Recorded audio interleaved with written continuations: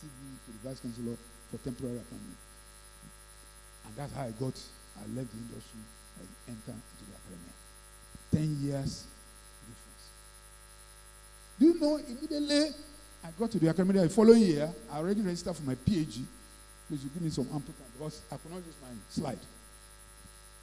A friend that would graduate to go in Futa, but he went to academic, was already a professor in South Africa. Preparation, meet, purpose, opportunities. The friend called me, he went to a conference in the US and met a professor that needed what? A PhD student.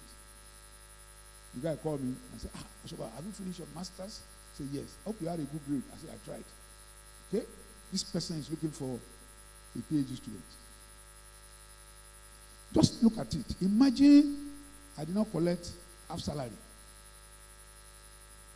Imagine I did not go and do that master's.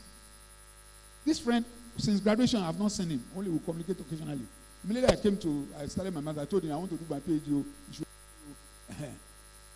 And the conversation started in May 2008, and by January 2009, I was in Canada for my PhD, fully funded scholarship for 4 years for my PhD. What am I trying to say? My opportunities came, but I was prepared. Imagine if he calls me after 10 years that you finish together. Say, did you have a master? And I say, I've not done my master's. So you have to, for career, you have to be ahead. There are a lot of free courses on Coursera.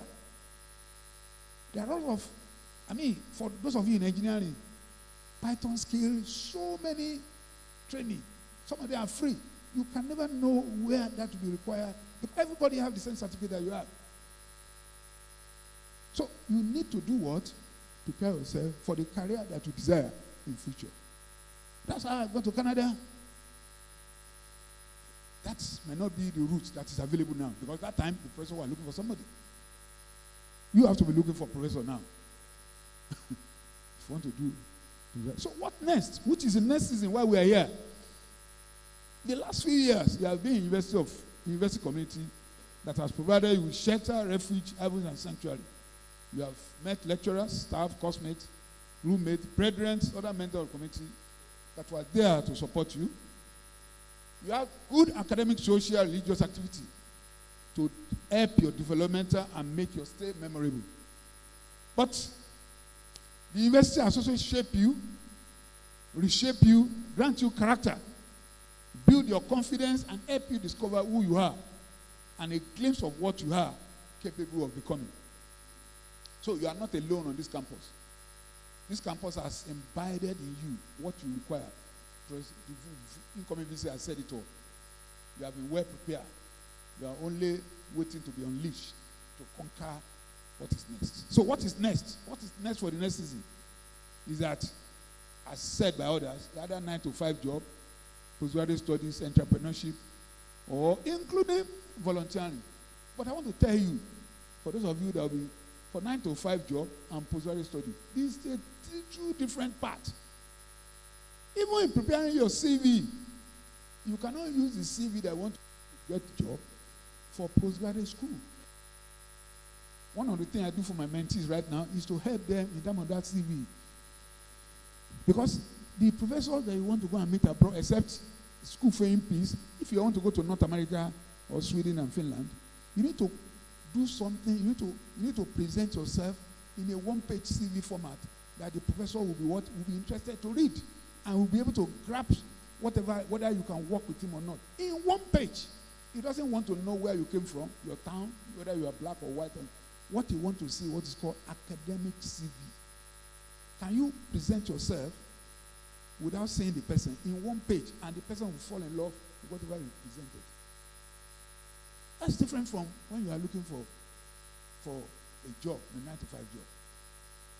And I discovered that a lot of our young graduates, I didn't know it when I was in your age, but I didn't also have anybody who tell me. So I'm telling you right now that, there are different routes to career, but you must prepare and know what is required for each one of them. In fact, if going to postgraduate school, you cannot write a generic sorry, I'm rounding up very soon, a generic letter of intent to everybody. You have to first identify what the professor is doing.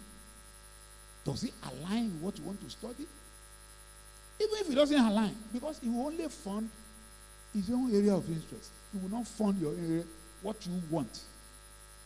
Irrespective of your prayer, whether you have first class score. It's whatever he's doing that you have to do, not what you want to do. So you need to align your own interest with his own interest. Most of the time, the funding that is available is for his own area of interest, not your own area of interest. So that is very, very vital for those that want to go to for those that even want to go to entrepreneurship. You need to learn financial discipline. Pastor mentioned it, and integrity. So all this, make you a complete person and ensure that your next season is worthwhile. So you have to start answering so many questions. How do I navigate career exploration? Do you even know what you want right now? Can you identify? The Bible says in Habakkuk, write it down, make it plain. What do I want to be in 2 years, in 3 years? Okay, this is where I'm going. Okay, what are the skills that require? Recently, share,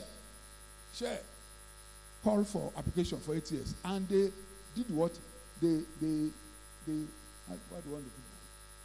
They rejected about 90% of application based on CV.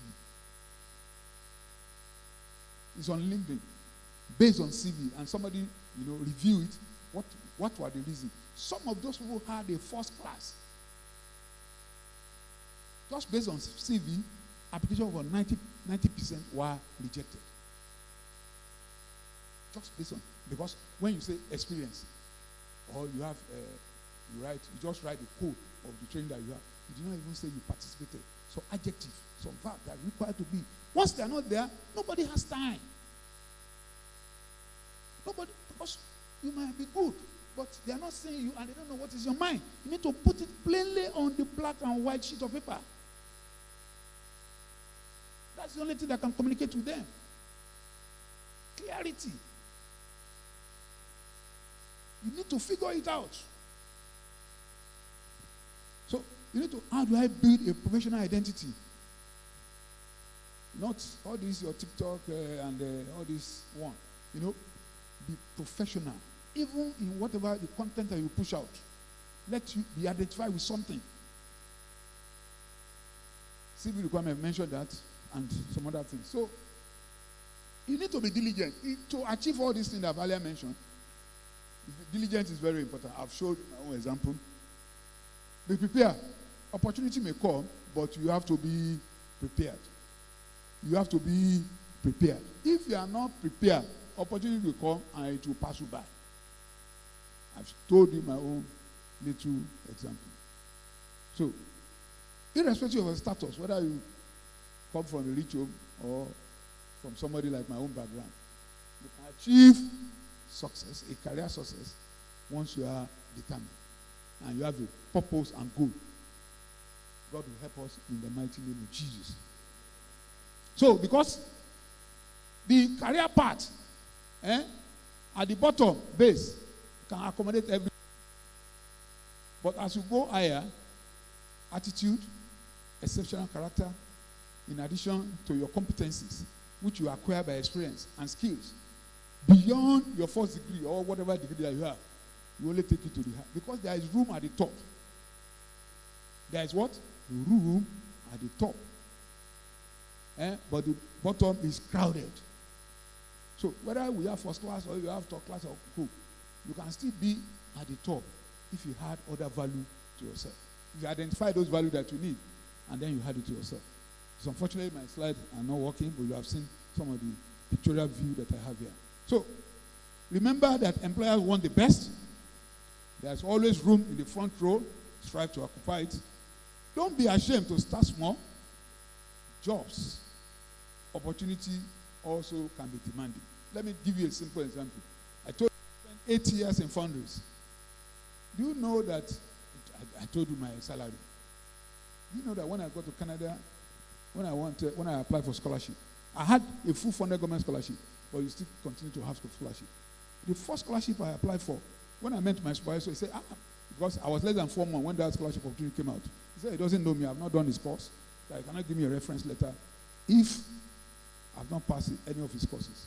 He wouldn't be able to assess my capability. What did I do? All the training I had in foundries, I packaged everything together.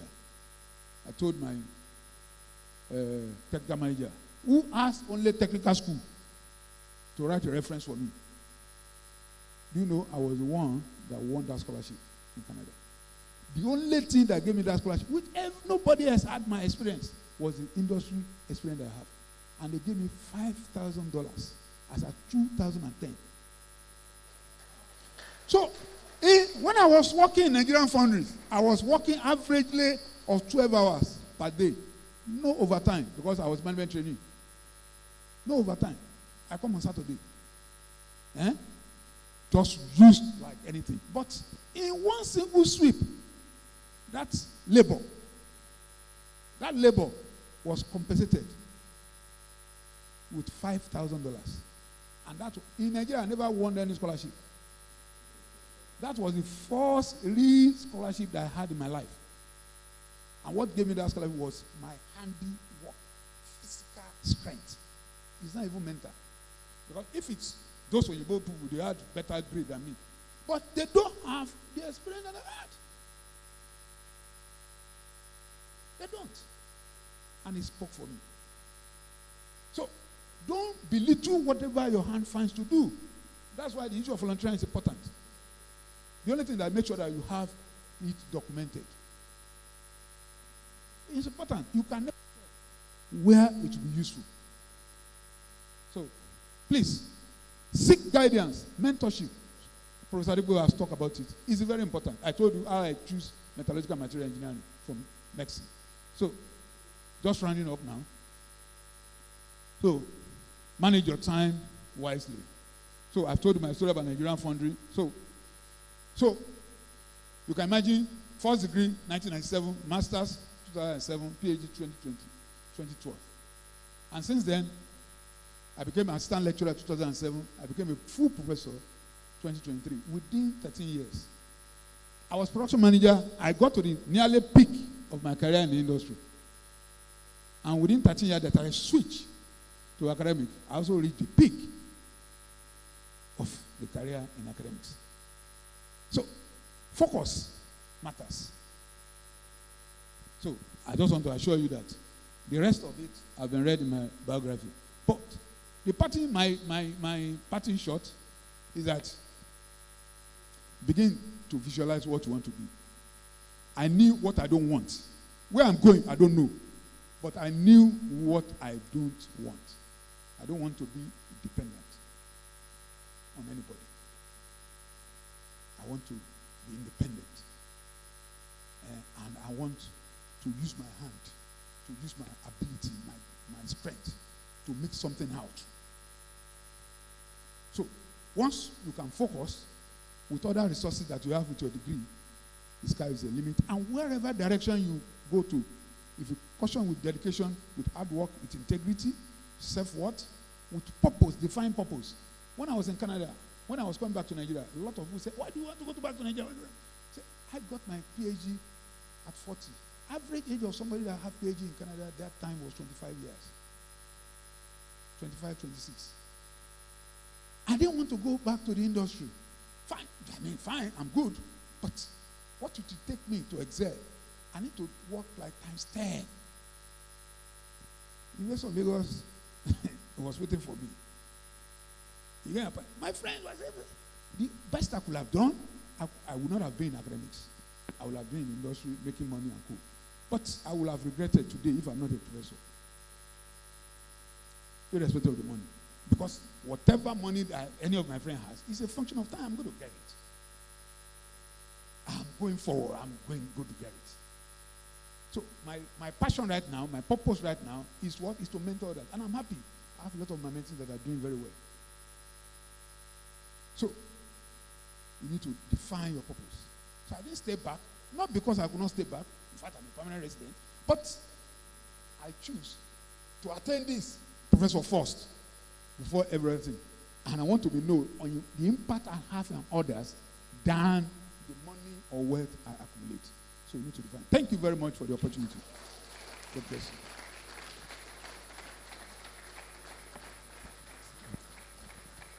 Thank you very much, sir, for coming.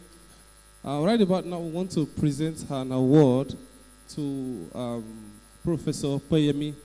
But before that, quickly, sorry, ma, a very wonderful person walked into this place, and I would like to quickly recognize that person. He's a father, he's a doctor. Please clap your hands as I'm saying that. He's a pastor, and there's no other person than Dr. Olasupo Bada. And that is the husband of our convener. And you can see that he's very handsome.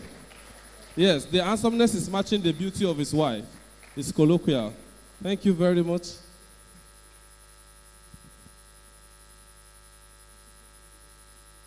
Thank you very much. And on this note, I would like to respectfully call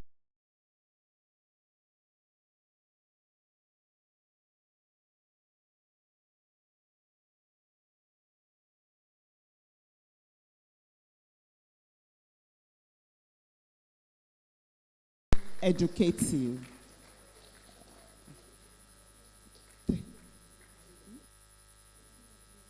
Okay. Permit me to call on Dr.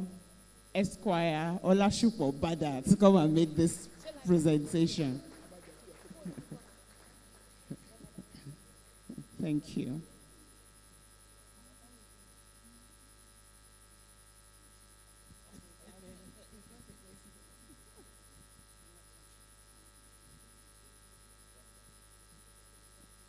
This award is presented to Professor Lawrence Opeyemi Oshoba, a professor of aerospace materials and welding, University of Lagos. On behalf of Unique Mind Development Foundation, this award is presented to you.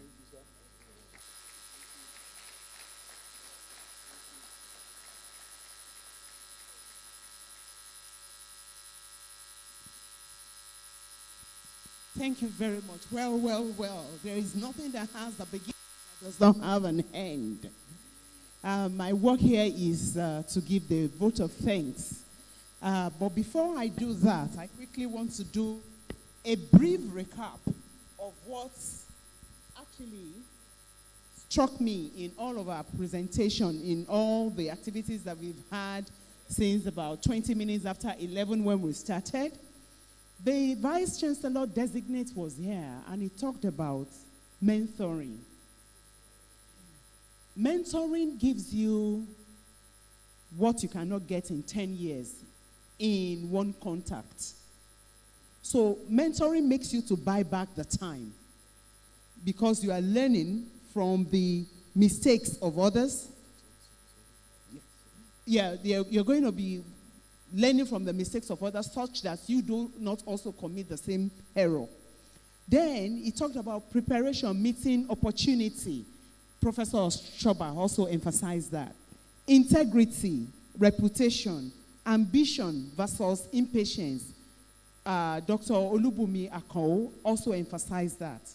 Paying attention to details, having integrity, emotional intelligence, having vision, what is your purpose in life? All of these things you have been told today. Please, I know it is not the first time you are hearing it, but we are also saying it again. Please and please, make use of all this information that you have in your kitty. I want to, at this point, thank you very much for making our time to come. We appreciate you for coming. And I want to also tell you that we will be reaching out to you through the details. Please, as we reach out to you, please respond to us. There are a lot of things that we can do together because we want to make impacts, even in this generation. In this land, we must make impacts. Thank you very much for coming. We appreciate you. We love you all. Thank you so much.